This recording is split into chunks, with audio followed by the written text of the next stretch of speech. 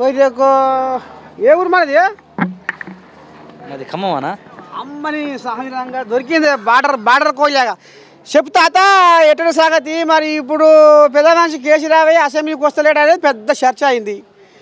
ఈ తిట్లు అని వీళ్ళ మీద వాళ్ళు నూకుతారు, వాళ్ళ మీద వీళ్ళు నూకుతారు. అసలు ఏంది గందరగోళము? జనాలకు అర్థమైతే లేదు. మరి ఆ పెద్ద మనిషి అసెంబ్లీకి వస్తలేడా? నేను రాను అంటున్నా, నేను పక్కేసుకొని పండుకుంటా, నన్ను మీరు ఓడగొట్టిగా అంటుండు. మరి ఎట చేద్దాం? బాడాట ఇక 2 సార్లు ఆయనకు అవకాశం ఇచ్చారు. ఒకసారి కాంగ్రెస్ ప్రభుత్వానికి అవకాశం ఇచ్చారు, అంతే కదా. వీళ్ళు ఎక్కి ఒక 2 సంవత్సరాలు అయింది కదా. ఇంకా మరి చూడాలి, ఇంకా మరి ఏమైనా డెవలప్మెంట్ అవుతుందా ఏమైనా చూడాలా. ఓపిక కాలేదు ఇది అయితే, ఇంకా 3 ఏళ్ళు చూడాలి అంటావు. 3 ఏళ్ళు కాదు కానీ ఒక 2-3 సంవత్సరాలు పోతే కానీ మన పరిపాలన ఎట్టున్నదని చెప్పగలుగుతాం. అంతేగాని 1 ఇయర్ 1.5 ఇయర్లో మనం డిసైడ్ చేయలేము కదా. అంతేలే. అంతే. అమ్మని సాహిరంగా థ్యాంక్ యూ. ఇప్పుడు ఈ తిట్లేదే, ఈ తిట్ట పురాణం ఏంది? తిట్లు ఎవరు నేర్పినట్టు తెలంగాణ జనాలకు?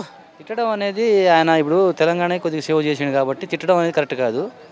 ఏదైనా మంచిగా మాట్లాడాలా, ఏదైనా సరే రెస్పెక్ట్గా మాట్లాడాలా. ఏదైనా కొద్ది ఉద్యమంలో పాల్గొన్నాడు, తెలంగాణ ఆడడానికి కూడా కారు కూడా అయ్యాడు కాబట్టి కొంచెం మాట్లాడాలి సార్, మంచిగా. షామీర్పేట మండల్, బొమ్మరాజ్పేట విలేజ్. మీ ఎమ్మెల్యే ఎవరో ఉండే? మా ఎమ్మెల్యేగా ఆయనే మల్రెడ్డి. ఓహో, ఈ పూల మీద పాల మీద కోయలాగా మొన్న హోలీ ఆట ఆడి డాన్స్ చేస్తుండు చూడు మల్లారెడ్డి.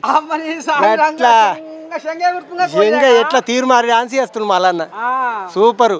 ఆ కోయలాగా ఇప్పటికి కూడా అంత బలం ఉంది, దానికి ఎక్కడికి కావచ్చు ఈ బలము? అది అప్పటిది, ఇక అప్పటి గట్టితనం అది అట్లుంటది. అట్లా కోయలాగా తిండి కూడా పోయినాక తింటుంది దశ. టైం టు టైం అది మెయింటైన్ చేస్తాడు అట్లా. సరే కానీ మరి ఇప్పుడు ఏం తాత, ఈ అసెంబ్లీ పంచాయతీ ఏందన్నట్టు పంచాయతీ ఒకటే కచ్చకోలాటం, కచ్చ పెచ్చ వ్యవహారం జరుగుతుంది.